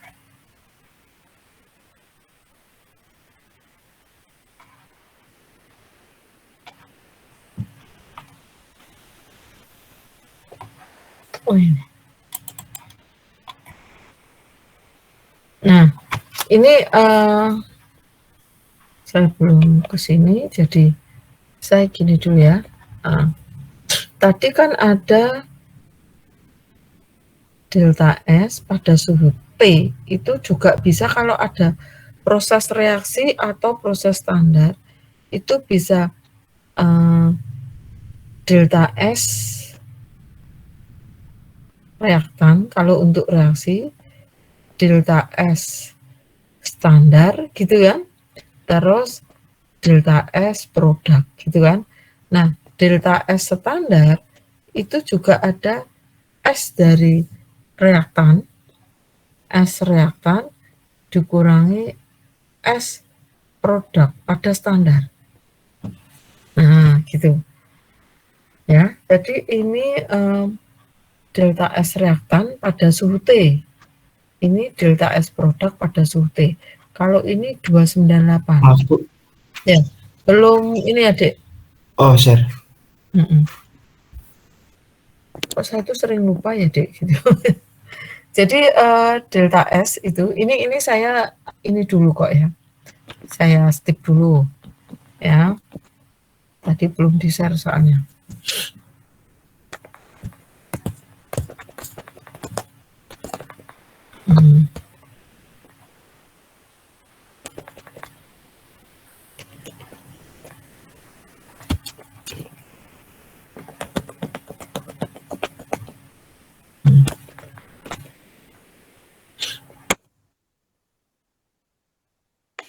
Jadi tadi di kesimpulan tadi kan ada yang belum loh ya, belum ada contohnya itu delta S reaksi gitu, ada reaksi misal gini, reaksi A plus B jadi C plus D gini kan pada T. Pada T. Itu kalau mencari delta S-nya berarti delta S pada T itu adalah delta S produk ya plus delta S standar 298 plus delta S reaktan, atau ini reaktan ini produk juga bisa berbalik, nanti integralnya berbalik. Lalu yang delta S standar 298 itu adalah sigma S produk dikurangi sigma S reaktan ya nanti. Begitu juga delta G ya. Delta G pada suhu T seperti ini juga. Delta G pada suhu T ya. Jalannya akan seperti ini. Ini yang contoh soal belum saya berikan. Besok saya berikan lah. Tapi saya sudah merasa membuat, cuman filenya di mana? Ini ya. Apakah di termo, karena ini masuk di termo, jadi saya masukkan di termo karena saya memang mengajarnya itu termodinamika di teknik kimia dan juga termodinamika di metalurgi, harusnya termodinamika di perminyakan gitu ya, tapi capek terus dibantu ini sama Pak Dedi mungkin untuk termo di perminyakan. Jadi termodinamika itu yang bisa mengajar ya hanya dosen teknik kimia, meskipun di mesin, meskipun di teknik perminyakan, meskipun di metalurgi ya.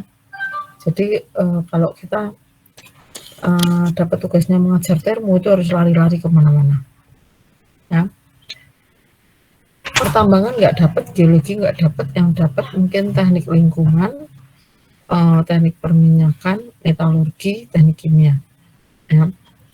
Dan itu desain termo nggak banyak, jadi banyak lari-lari. Nah mungkin file saya untuk contoh reaksi entropi dan JIP tadi ada di bahan ajar gimana, nanti saya carikan ya Dek ya. Tinggal contoh soal itu saya utangnya. Nah sekarang kinetika kimia ini beda lagi ya, beda lagi dengan tadi. Kalau tadi kan kita mengacu pada panas, namanya termodinamika itu ilmu panas, ilmu untuk konversi panas. Ini kita tinggalkan dulu, kita akan ke kinetika ya. Karena gini, kalau termo itu hanya bisa menjawab, oh reaksi ini jalan, gitu kan? Tadi hanya bisa menjawab gitu. Terus ditanya lagi, berapa laju kecepatan reaksinya? Termodinamika nggak bisa jawab. Yang bisa jawab siapa? Kinetika. Karena kinetika itu adalah ilmu yang mempelajari laju suatu reaksi. Nah, di teknik kimia butuh keduanya. Harus ada termo, harus ada kinetika. Kalau tidak ada dua-duanya, kita hanya bisa menjawab, oh reaksi jalan. Tapi kita tidak bisa mengetahui lajunya. Ini akan janggal seperti yang saya ceritakan kemarin. Bahan bakar roket atau DRS atau CO2 kering itu diproses dari gula, ya, glukosa yang dibakar. Berarti secara termo, glukosa kalau dibakar itu jadi DRS dari CO2 kering. Tapi benarkah itu bisa terjadi? Kalau jawaban Anda hanya termo, bisa. Tapi kalau Anda padu dengan kinetika, itu baru tidak bisa. Karena yang bisa dari termo itu adalah glukosa yang dibakar secara spontan. Zret, kasih oksigen langsung jadi CO2. Nah, sementara proses glukosa yang dibakar di kita, ya, glukosa gula Anda itu jadilah karamel karena prosesnya pelan, karena laju reaksinya pelan. Nah, jadi tanpa kinetika kita juga akan timpang gitu, ya. Seperti tadi fotosintesis, kenyataannya memang benar kok, CO2 ya diserap dipakai untuk fotosintesis menghasilkan oksigen. Oksigen yang membuat udara kita segar, gitu kan. Maka tanaman yang banyak itu mesti kondisi rumah kita akan adem dan segar, gitu kan. Tapi tadi secara termo, ya, kok tetap tidak bisa jalan ya, karena S-nya 0. Berarti ini yang Anda jalankan tadi, itu prosesnya tidak spontan.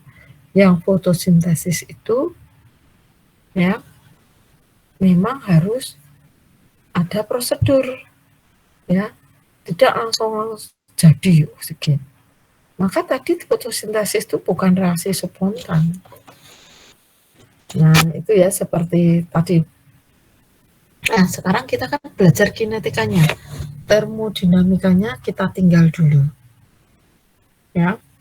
Kecepatan, karena kinetika itu mempelajari kecepatan dari mekanisme reaksi kimia atau kecepatan laju reaksi kimia, maka kita definisi.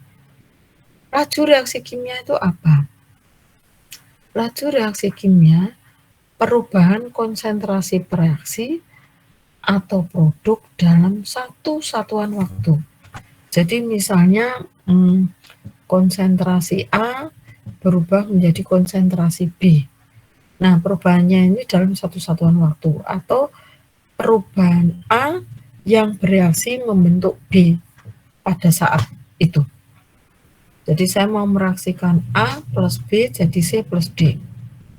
Berapakah A yang bereaksi pada saat itu? Itulah laju reaksi. Ya. Jadi laju reaksi bisa dinyatakan dalam reaktan, bisa dinyatakan dalam produk. Kalau dia bereaksi, berarti reaktan itu berkurang. Berarti laju reaksinya berkurang kan? Kalau berdasarkan reaktan.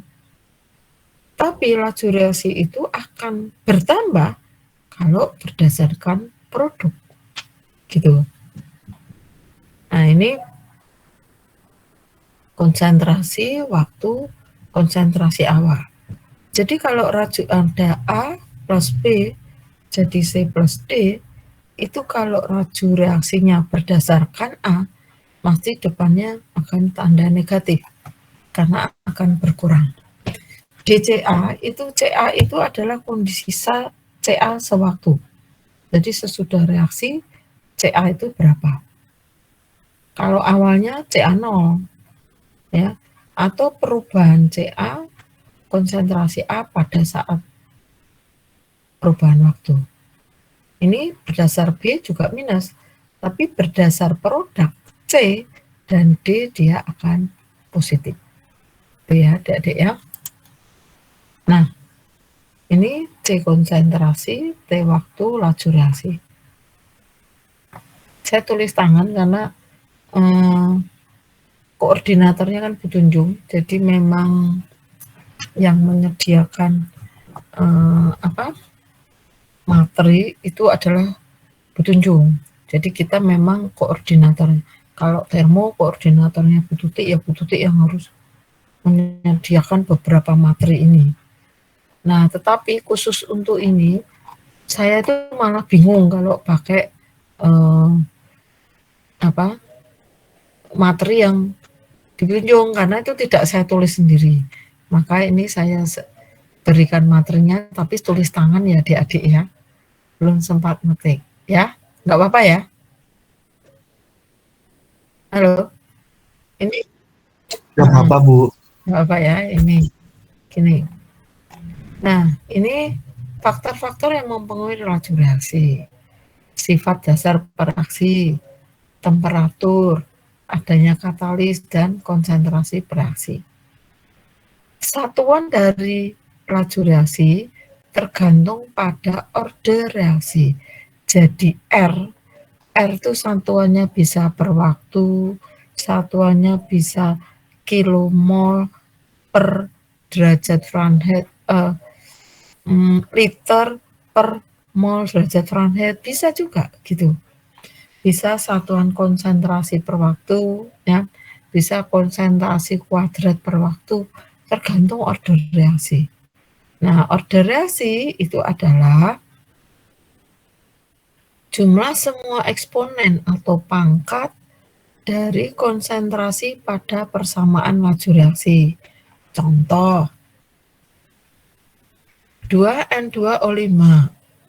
Kalau lajunya itu K CN2O5, jadi ini kebetulan tidak reaksi tumbukan, tidak molekul N2O5 menumbuk molekul N2O5, tapi ini adalah karena radikal bebas. Jadi ada satu katalis menumbuk jadi N2O5. N2O5 jadi aktif menumbuk N2O5 yang tidak aktif. Nanti menjadi 2N2O5, katalisnya keluar. Katalisnya numbuk lagi. Ini mungkin ya mekanismenya seperti itu. Sehingga R-nya itu ditentukan oleh tumbukan katalis dan N2O5. Jadi tidak pangkat 2 tapi hanya pangkat 1. Karena hanya satu molekul N2O5 menumbuk katalis. Nah, ini sehingga laju reaksinya R K kali C2N2O5. K koefisien kecepatan reaksi. Ya, ini koefisien kecepatan reaksi. K ini sangat penting karena nanti untuk merancang reaktor, merancang tempat yang untuk reaksi, itu butuh dimensi K. Ya, kalau nggak ada K itu tidak bisa untuk perancangan. Ya, nah ini order 1. Kalau ini tumbukan antara NO2 dan NO2, membentuk NO dan O2. Gini, maka RK CN2 kuadrat, karena ditentukan oleh tumbukan sama-sama molekul NO2. Berarti ini order 2. Ini pangkatnya 2 kok. Order 2. Ini H2 dan U2. Ini tumbukan molekul H2 dan O2. Ini juga order 2.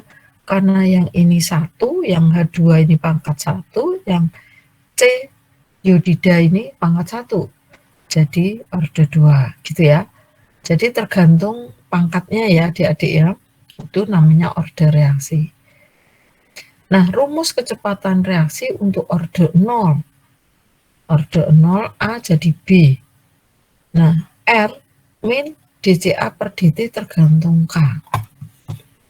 Itu order 0. Dia berorder 0. Jadi kalau ini saya integralkan CA, dari CA0 mula-mula menjadi CA tertentu, dari T0 menjadi T tertentu, dt. Ya. Kalau saya integralkan CA min CA0, ya kan? CA min CA0, jadi ini min CA0 min CA. Ada min ya, berarti CA min CA0 sama dengan min K T1 min T0. Gini ya. Nah, kita punya harga inisial kondisi. Ya, harga awal. Inisial kondisi. Harga awalnya di sini ini.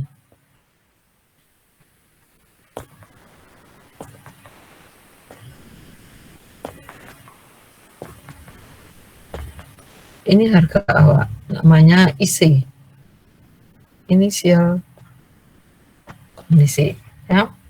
Pada saat 0 CA itu ya CA0 kan, awalnya CA0. Jadi saya masukkan kalau pada saat T0 CA-nya CA0, berarti CA min CA0 min K pada saat T0 gini ya. Jadi CA ini CA0 antara batas CA0 min CA0 gitu ya. Ini CA-nya ini diisi CA0 min K kali T. Jadi belum ada yang berubah menjadi CA gitu ya. Nah, sehingga CA-nya ini min K gitu kali T plus CA0. Nah, ini akan berupa garis lurus. Garis lurus nih. Nah, ini CA-nya dari awalnya CA0 turun ya.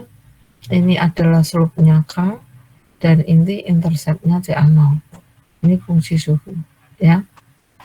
Ini untuk orde 0, laju reaksi untuk orde 0.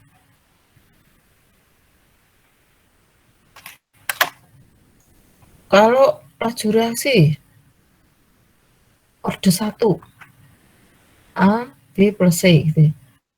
Min DCA min DCB karena ini produk jadi positif, ini juga produk positif. Saya min DCA per DT K1 CA gitu ya. Karena orde 1. Nah, diintegralkan DCA, CA-nya saya bawa ke sini min K1 DT. DCA per DCA itu len CA. Dari batas CA0 sampai CA gitu kan. Terus min K1 T plus konstanta gitu kan. Dari batas T0 T1 gitu ya. Jadi len CA0 CA min CA0 gitu min K1. Nah, sekarang kita lihat len CA itu kan min K1 T kali konstanta. Ini kan len CA ya. Ini len CA, ini K1 T1 min T0 gitu ya. Nah, T0-nya 0, maksudnya pertama 0. Jadi T0 0, jadi min K1 T. Ini kan harusnya min K1 T min T0. T0-nya 0 gitu ya, jadi min K1 T. Nah, kali konstanta. Nah, ini pada saat T0, CA itu CA0. Jadi, len CA min CA0 min K1 T. Karena T1-nya kan 0. Ini kan harusnya len CA gitu.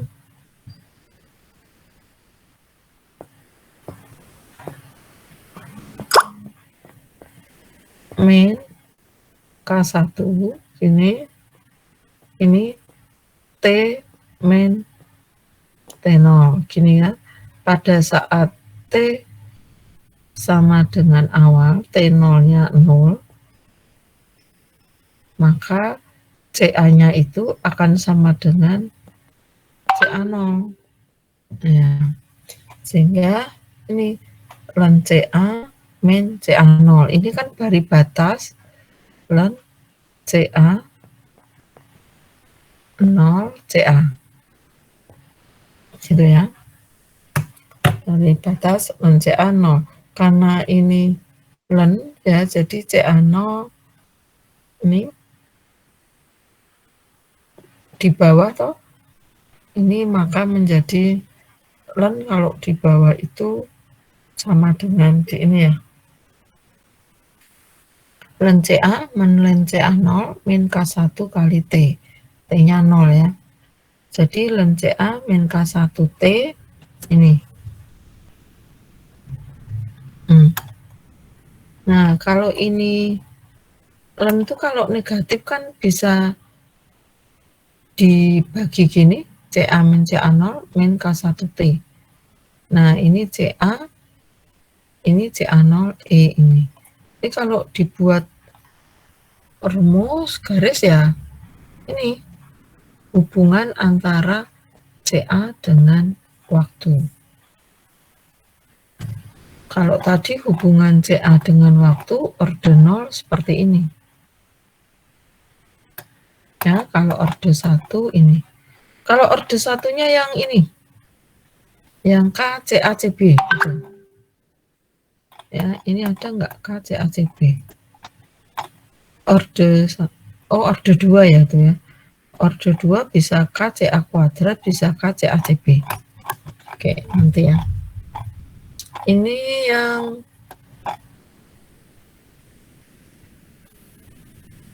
ini konsentrasi mula-mula A. Itu misalnya.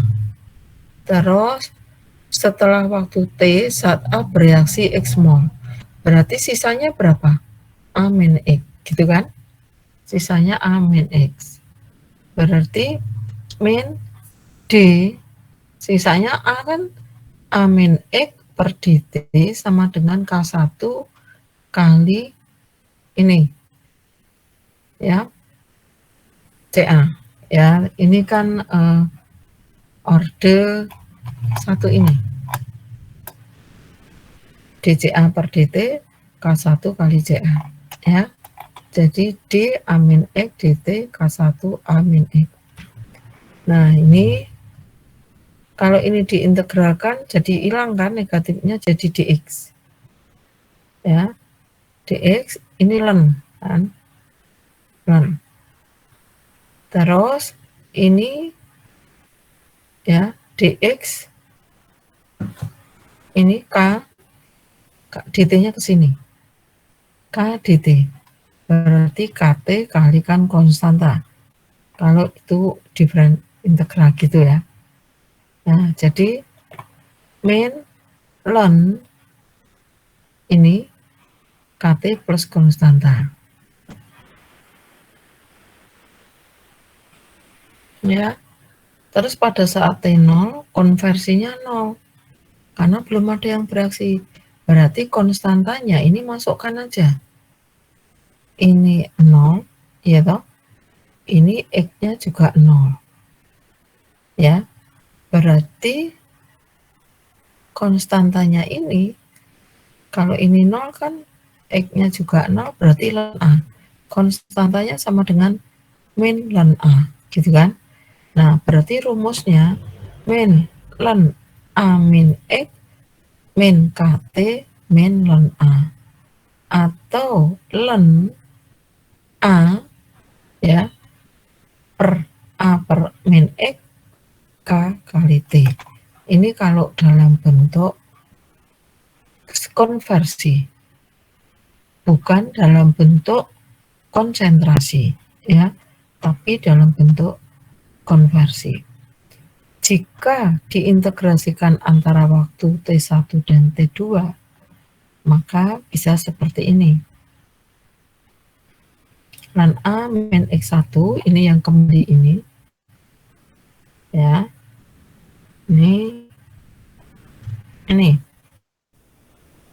Ini diintegrasikan. Jadi dx per A min X diintegrasikan K1 dt ya. Dari T1 T2 dari X1 X2 gitu. Ya, ini AX1 AX2 T2 T1. Bisa seperti ini. Ya. Adik-adik mungkin karena memang sudah mau Jumatan, ini juga tempat saya sudah persiapan Jumatan. Jadi saya akhiri dulu aja. Silakan adik-adik menyiapkan sholat Jumat ya. Apa ya? Baik, Bu. Ya, Bu, baik, Bu. Kita baru sampai orde 1 ya. Nanti orde 2 dan seterusnya akan saya lanjutkan. Karena memang jatahnya kinetik ini 3 pertemuan, memang agak banyak kinetikanya. Kemarin kan jatah termodinamika banyak kan, termodinamika 1, 2, 3, tidak 3 kali pertemuan. Jadi pada saat sebelum UTS ini kita cuma termodinamika dan kinetika. Nanti setelah UTS itu baru ada